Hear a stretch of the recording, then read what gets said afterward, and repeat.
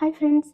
അപ്പോൾ നമ്മൾ ഇന്ന് വന്നിട്ടുള്ളത് നല്ലൊരു അടിപൊളി എന്താ പറയുക ഒരു റെസിപ്പി ആയിട്ടാണ് കേട്ടോ. ഭയങ്കര ടേസ്റ്റ്, നല്ല ടേസ്റ്റും സൂപ്പർ സോഫ്റ്റും അതുപോലെ ഒരുപാട് ലെയറുള്ള പൊറോട്ട, റൊട്ടി പൊറോട്ടയുടെ റെസിപ്പി ആയിട്ടാണ്. ഇത് ചോറ് കൊണ്ടാണ് നമ്മൾ ഉണ്ടാക്കിയെന്ന് പറഞ്ഞാൽ നിങ്ങൾ വിശ്വസിക്കുമോ? എനിക്ക് പോലും വിശ്വാസമായില്ല കേട്ടോ. പക്ഷേ ചോറ് വെച്ചിട്ടാണ് നമ്മൾ ഈ ഒരു റൊട്ടി പൊറോട്ട റെഡിയാക്കി എടുത്തിട്ടുള്ളത്. വളരെ എന്താ പറയുക സിമ്പിളാണ്. നമ്മൾ സാധാരണ പൊറോട്ട ഉണ്ടാക്കുന്നതിനേക്കാളും ഭയങ്കര ഈസിയാണ്, നല്ല ടേസ്റ്റും സോഫ്റ്റും ആണ് കേട്ടോ. അപ്പോൾ നമുക്കിതെങ്ങനെ തയ്യാറാക്കിയെന്ന് പെട്ടെന്ന് തന്നെ നോക്കാം. അപ്പോൾ അതിന് വേണ്ടിയിട്ട് നമ്മളിവിടെ 1.5 കപ്പ് ചോറ് എടുത്തിട്ടുണ്ട് കേട്ടോ. ആദ്യം തന്നെ ഇതൊരു മിക്സിയുടെ ജാറിലേക്ക് ഇട്ട് കൊടുത്തിട്ട് ഒരു 3/4 കപ്പോളം വെള്ളം കൂടെ ചേർത്തിട്ട് ഇത് നല്ല ഫൈനായിട്ട് അരച്ചെടുക്കണം. അപ്പോൾ ചോറിൻ്റെ അളവും എന്താ പറയുക നമ്മൾ എടുക്കുന്ന അളവൊക്കെ കറക്റ്റാണ് കേട്ടോ.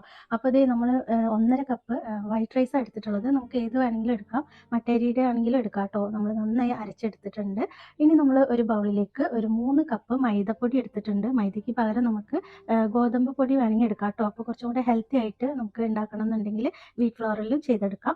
ഇനി ഇതിലേക്ക് ആവശ്യത്തിന് ഉപ്പും 1 ടേബിൾ സ്പൂൺ അളവിന് ഓയിലും കൂടെ ചേർത്തിട്ട് നമ്മൾ ഇതൊന്ന് നന്നായിട്ട് തന്നെ ഒന്ന് മിക്സ് ചെയ്തെടുക്കാം കേട്ടോ.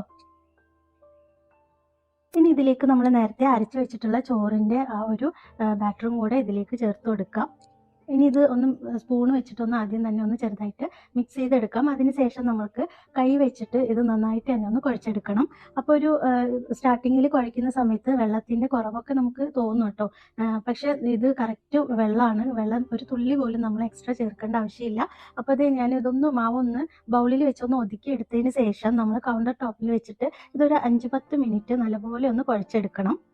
അപ്പോൾ കയ്യിൽ ഒട്ടിപ്പിടിക്കുകയാണെന്നുണ്ടെങ്കിൽ ഒരല്പം ഓയിലും അതുപോലെ കുറച്ച് എന്താ പറയുക മൈദപ്പൊടിയും കൂടെ ഒന്ന് ചേർത്ത് കൊടുത്തിട്ട് നമുക്കിതൊന്ന് നന്നായിട്ട് തന്നെ കുഴച്ചെടുക്കാം കേട്ടോ. അപ്പോൾ കയ്യിൽ ഒട്ടിപ്പിടിക്കുകയാണെന്നുണ്ടെങ്കിൽ ഒരല്പം ഓയിൽ കയ്യിൽ തടവിയിട്ട് നമുക്കിത് ഒന്ന് നന്നായിട്ട് കുഴച്ചെടുക്കാം. സാധാരണ നമ്മൾ പൊറോട്ടയൊക്കെ ഉണ്ടാക്കുന്ന സമയത്ത് നമ്മൾ ബട്ടറും മുട്ടയൊക്കെ ചേർക്കാറുണ്ട്. പക്ഷേ ഈ ഒരു റൊട്ടി പൊറോട്ടയ്ക്ക് അതിൻ്റെ ഒരു ആവശ്യമില്ല കേട്ടോ, ചോറ് ചേർത്ത് ഉണ്ടാക്കുന്നത് കൊണ്ട് തന്നെ. അപ്പോൾ ഇത് നമ്മുടെ മാവ് ഇവിടെ ഞാൻ ഒരു 8 മിനിറ്റോളം മാത്രമേ കുഴച്ചിട്ടുള്ളൂ. കുഴച്ച് നല്ല സോഫ്റ്റായി വന്നിട്ടുണ്ട്. അപ്പോൾ നമ്മൾ നേരത്തെ മാവ് സെറ്റ് ചെയ്ത് ആ ബൗളിലേക്ക് തന്നെ ഇത് വെച്ച് കൊടുക്കുന്നുണ്ട്. കൂടെ തന്നെ ഒരു അല്പം ഓയിൽ മുകളിലേക്ക് ഒഴിച്ചിട്ട് ഒന്ന് സ്പ്രെഡ് ചെയ്ത് ഇത് കൊടുക്കുന്നുണ്ട് കേട്ടോ. ഇനി ഇതൊരു അരമണിക്കൂർ നമ്മൾ അടച്ചു വെച്ച് റെസ്റ്റ് ചെയ്യാനായിട്ട് വെക്കണം.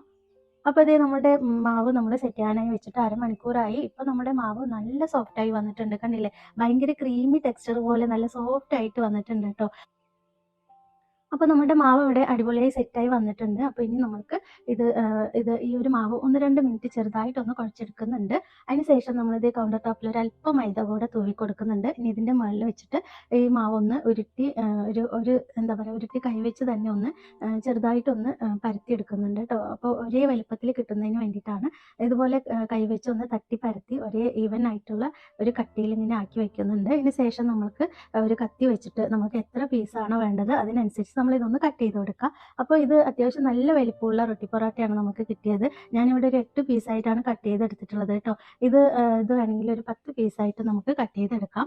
അപ്പോൾ ഇത് ഇത്രയും വലിപ്പം ഉള്ളത് കൊണ്ട് തന്നെ നമുക്ക് ഒരെണ്ണമൊക്കെ കഴിക്കുമ്പോൾ തന്നെ അത്യാവശ്യം നല്ല രീതിയിൽ വയറ് ഫില്ലാവുന്നുണ്ട് കേട്ടോ. അപ്പോൾ നല്ല വലിപ്പത്തിലുള്ള 8 റൊട്ടി പൊറോട്ടയാണ് നമുക്ക് ഈ ഒരു 3 കപ്പ് മൈദ വെച്ച് ഉണ്ടാക്കുമ്പോൾ നമുക്ക് കിട്ടുന്നത് കേട്ടോ. അപ്പോൾ വേണമെങ്കിൽ നമുക്ക് 10 നമുക്കിത് ഒരു 10 വേണമെങ്കിൽ കട്ട് ചെയ്തെടുക്കാം. അപ്പോൾ ഇത് ഓരോ പീസ് എടുത്തിട്ട് നമ്മൾ ഒരല്പം ഓയിൽ തടവി ഇതുപോലെ ഉരുട്ടി ബോൾസാക്കി നമ്മൾ എടുത്തിട്ടുണ്ട്. ഇനി നമുക്ക് ഇതൊന്ന് അടച്ചു വെക്കാം. അപ്പോൾ ഇതുപോലെ ക്ലിംഗ് റാപ്പ് ഉണ്ടെങ്കിൽ അത് വെച്ച് അടച്ചു വെക്കാം. നമ്മൾ ഒരുപാട് സമയമൊന്നും അടച്ചു വെക്കുന്നില്ല. ഇത് ഇപ്പം തന്നെ നമ്മൾ പരത്തിയെടുക്കേണ്ടതാണ്. അതുകൊണ്ട് തന്നെ ഞാനിത് ഒരു അടപ്പ് വെച്ചിട്ടാണ് അടയ്ക്കുന്നത് കേട്ടോ. അപ്പോൾ ഓരോന്നും നമുക്ക് പെട്ടെന്ന് എടുക്കാൻ പറ്റും. അപ്പോൾ ഇത് ഓരോ ബോൾസായിട്ട് നമുക്കൊന്ന് പരത്തിയെടുക്കാം. അപ്പോൾ പരത്തിയെടുക്കുന്നത് നമ്മൾ സാധാരണ ചപ്പാത്തിയും ഒക്കെ റൊട്ടിയൊക്കെ പരത്തുന്ന പോലെ തന്നെ ഒരല്പം മൈദയൊക്കെ തൂവിയതിന് ശേഷം കൗണ്ടർ ടോപ്പിൽ വെച്ച് തന്നെയാണ് പരത്തിയെടുക്കുന്നത് കേട്ടോ. അപ്പോൾ മാക്സിമം എത്രത്തോളം നൈസായിട്ട് പരത്തിയെടുക്കാൻ പറ്റുമോ അത്രത്തോളം നൈസായിട്ട് നമുക്ക് പരത്തിയെടുക്കാം. അപ്പോൾ ഈ മാവ് കുഴയ്ക്കുന്നതും പരത്തുന്നതും ഒക്കെ നമുക്ക് കൗണ്ടർ ടോപ്പിൽ വെച്ച് ചെയ്യാം. അതല്ലെങ്കിൽ പലകയിൽ എന്താ പറയുക ഇത് പരത്തുന്ന ആ ഒരു പലക ഉണ്ടല്ലോ അതിൽ വെച്ച് ചെയ്യാം കേട്ടോ. അതൊക്കെ നമ്മുടെ സൗകര്യമാണ്. അപ്പോൾ ഇത് ഞാൻ നല്ല നൈസായിട്ട് അത്യാവശ്യം നല്ല വട്ടത്തിൽ പരത്തിയെടുത്തിട്ടുണ്ട്. ഇനി ഇതിൻ്റെ മുകളിലേക്ക് ഒരല്പം ഓയിൽ ഒന്ന് സ്പ്രെഡ് ചെയ്ത് കൊടുക്കുകയാണ് കേട്ടോ. അതിന് ശേഷം ഒരല്പം മൈദ കൂടെ ചേർത്തിട്ട് കൈ വെച്ചിട്ട് ഇതുപോലെ ഒന്ന് സ്പ്രെഡ് ചെയ്ത് കൊടുക്കുക. അതിന് ശേഷം നമ്മൾ ഒരു സൈഡ് ഇതുപോലെ ഒന്ന് മടക്കിയെടുക്കുക. നേരത്തെ ചെയ്ത പോലെ തന്നെ കുറച്ച് ഓയിൽ സ്പ്രെഡ് ചെയ്ത് കൊടുക്കുക. കുറച്ച് മൈദപ്പൊടി തൂവിയിട്ട് എല്ലായിടത്തും ഒന്ന് സ്പ്രെഡ് ചെയ്ത് കൊടുക്കുക. അപ്പോൾ ഒരു സൈഡ് ചെയ്തതുപോലെ തന്നെ മറു സൈഡും നമ്മൾ സെയിം അതേപോലെ ഒന്ന് മടക്കി കൊടുക്കുക കേട്ടോ. ഇങ്ങനെ ചെയ്യുമ്പോൾ നമുക്ക് ഒരുപാട് ലെയർ നല്ല വിട്ട് കിട്ടുകയും ചെയ്യും. നല്ല സോഫ്റ്റും ടേസ്റ്റി ആയിരിക്കും കേട്ടോ. അപ്പോൾ ഇത് എല്ലാ ഭാഗവും അതുപോലെ ചെയ്തതിന് ശേഷം ഈ സൈഡ് ഭാഗവും ഇതേപോലെ ഒന്ന് മടക്കി കൊടുക്കുക. പിന്നെ കുറച്ച് ഓയിൽ സ്പ്രെഡ് ചെയ്യുക, മൈദപ്പൊടി സ്പ്രെഡ് ചെയ്ത് കൊടുക്കുക. ഇപ്പോൾ നമ്മളുടെ ഒരു റൊട്ടി പൊറോട്ടയ്ക്കുള്ള പരത്തൽ റെഡി ആയിട്ടുണ്ട്, കണ്ടില്ലേ?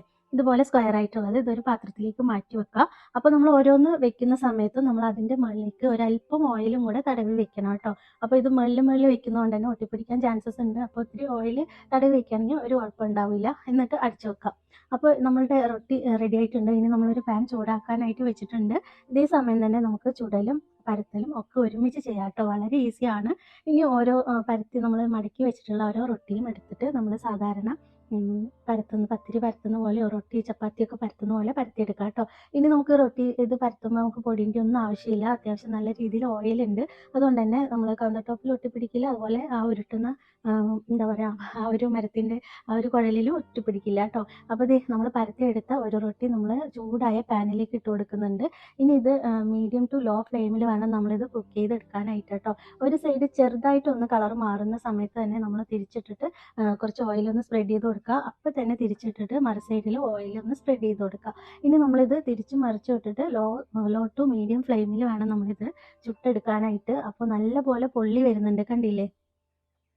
അപ്പോൾ നല്ല രീതിയിൽ പൊള്ളി വരുന്നുണ്ട്. അതുപോലെ തന്നെ ഇത് നമ്മൾ ചുട്ടെടുക്കുമ്പോൾ തന്നെ ഒരുപാട് ലെയേഴ്സ് ഇങ്ങനെ വിട്ട് വരുന്നത് നമുക്ക് കാണാനായിട്ട് പറ്റും. അപ്പോൾ ഇത് വളരെ ഈസിയാണ് ഉണ്ടാക്കിയെടുക്കാനായിട്ട്. കണ്ടാൽ നല്ല സോഫ്റ്റും ടേസ്റ്റുമാണ്. അതുപോലെ തന്നെ നമ്മൾ സാധാരണ പൊറോട്ടയൊക്കെ ഉണ്ടാക്കുന്ന സമയത്ത് ഇത് പരത്തി ഒന്ന് അങ്ങോട്ടും ഇങ്ങോട്ടും മാറുമ്പോഴത്തേനും അത് റബ്ബർ പോലെ വലിഞ്ഞ് ചെറുതായി വരും. പക്ഷേ ഈ ഒരു റൊട്ടി പൊറോട്ടയിൽ ആ ഒരു പ്രശ്നം വരുന്നില്ല കേട്ടോ. നമ്മൾ ഏത് വലിപ്പത്തിലാണോ പരത്തുന്നത് അതേ വലിപ്പത്തിൽ തന്നെ നമുക്കിത് ചുട്ടെടുക്കാനും പറ്റും. അപ്പോൾ ഇത് നമ്മുടെ റൊട്ടി പൊറോട്ട ഇവിടെ റെഡി ആയിട്ടുണ്ട്. അപ്പോൾ ഇത് എന്താ പറയുക, നമ്മളൊരു കാസറോളിലാണ് ചുട്ട് വയ്ക്കുന്നത്. അപ്പോൾ കാസറോളിൽ ചുട്ട് വയ്ക്കുന്നത് കൊണ്ട് തന്നെ കുറച്ച് അടച്ച് വയ്ക്കുന്നത് കൊണ്ട് തന്നെ നമുക്ക് ഇതെല്ലാം കുറച്ച് എന്താ പറയുക, കുറച്ചുകൂടെ നല്ല സോഫ്റ്റായിട്ട് കിട്ടും കേട്ടോ. ഇനിയിപ്പോൾ കാസറോൾ ഇല്ലെങ്കിലും പ്രശ്നമൊന്നുമില്ല. നമ്മൾ ഇത് ചുട്ട് വയ്ക്കുന്ന പാത്രം ഒന്ന് അടച്ച് വെച്ചാൽ മതി. അപ്പോൾ നമ്മുടെ റൊട്ടി പൊറോട്ട ഒന്നുകൂടെ നല്ല സോഫ്റ്റായിട്ട് കിട്ടും. അപ്പോൾ എന്താ പറയുക, നമ്മുടെ റൊട്ടി പൊറോട്ടയൊക്കെ ഇവിടെ അടിപൊളിയായിട്ട് ചുട്ടെടുത്തിട്ടുണ്ട്. 8 പീസാണ് നമ്മൾ ഉണ്ടാക്കിയെടുത്തിട്ടുള്ളത്. ഓരോന്നും അത്യാവശ്യം നല്ല വലിപ്പമുണ്ട് കേട്ടോ. അപ്പോൾ ഞങ്ങൾ രാത്രി ഡിന്നറിന് വേണ്ടിയിട്ടാണ് നമ്മളിത് ഉണ്ടാക്കിയെടുത്തത്. അപ്പോൾ ഡിന്നർ കഴിഞ്ഞ് പിറ്റേ ദിവസം രാവിലത്തേക്ക് ബ്രേക്ക്ഫാസ്റ്റിന് ഇത് ബാക്കി ഉണ്ടായിരുന്നു. അപ്പോൾ അത്രയും വലിപ്പമുണ്ട്. അപ്പോൾ ഇത് എന്തായാലും തീർച്ചയായും ട്രൈ ചെയ്ത് നോക്കുക. നമ്മുടെ വീട്ടിലൊക്കെ ചോറ് അത്യാവശ്യം എല്ലാവരും ചോറ് ബാക്കി വരൽ പതിവാണ്. ഇവിടെയും അങ്ങനെ തന്നെയാണ് കേട്ടോ. അപ്പോൾ അങ്ങനെ ബാക്കി വന്ന ചോറ് വെച്ചിട്ടാണ് നമ്മൾ ഈ ഒരു റൊട്ടി പൊറോട്ട റെഡിയാക്കി എടുത്തിട്ടുള്ളത്. കണ്ടില്ലേ, നല്ല സോഫ്റ്റ് ആയിട്ടുള്ള റൊട്ടി ഇവിടെ റെഡി ആയിട്ടുണ്ട്. ഇത് നമ്മൾ സെർവ് ചെയ്തിട്ടുള്ളത് നമ്മളൊരു റെസ്റ്റോറൻറ്റ് സ്റ്റൈലിലൊരു ചിക്കൻ കറി നമ്മൾ ഓൾറെഡി അപ്ലോഡ് ചെയ്തിട്ടുണ്ടായിരുന്നു. വളരെ എളുപ്പമാണ് ഉണ്ടാക്കിയെടുക്കാനായിട്ട്. അതുകൊണ്ട് തന്നെ ആ ഒരു ചിക്കൻ കറിൻ്റെ കൂടെയാണ് നമ്മളിത് സെർവ് ചെയ്തിട്ടുള്ളത് കേട്ടോ. അപ്പോൾ ആ ഒരു ചിക്കൻ കറിയുടെ ലിങ്ക് ഞാൻ ഡിസ്ക്രിപ്ഷനിലും അതുപോലെ തന്നെ എൻ്റെ സ്ക്രീനിലൊക്കെ കൊടുക്കുന്നുണ്ട്. താല്പര്യമുള്ളവർ അതും കൂടെ ഒന്ന് ട്രൈ ചെയ്ത് നോക്കുക. വളരെ ഈസിയാണ്. അപ്പോൾ ഇത്രയൊക്കെ ഉള്ളൂ ഫ്രണ്ട്സ്. നമ്മുടെ ഇന്നത്തെ റെസിപ്പി ഇഷ്ടമായിട്ടുണ്ടെങ്കിൽ ഒന്ന് ലൈക്ക് ചെയ്യാനും ഷെയർ ചെയ്യാനും ഒന്നും മറക്കരുത്. അതോടൊപ്പം തന്നെ എന്താ പറയുക, നമ്മുടെ ചാനൽ ആദ്യമായിട്ടാണ് കാണുന്നതെങ്കിൽ ഒന്ന് സബ്സ്ക്രൈബ് ചെയ്ത് സപ്പോർട്ട് ചെയ്യാനും മറക്കരുത്. കൂടാതെ നിങ്ങളിത് മസ്റ്റായിട്ട് ട്രൈ ചെയ്ത് നോക്കുക. ട്രൈ ചെയ്ത് ഫീഡ്ബാക്ക് അറിയിക്കാൻ മറക്കരുത് കേട്ടോ. അപ്പോൾ എല്ലാവരും നല്ല ഹാപ്പി ആയിട്ടും ഹെൽത്തി ആയിട്ടിരിക്കുക. ഇൻഷാ അല്ലാഹ് നമുക്ക് മറ്റൊരു വീഡിയോ ആയിട്ട് വീണ്ടും വരാം. Thank you.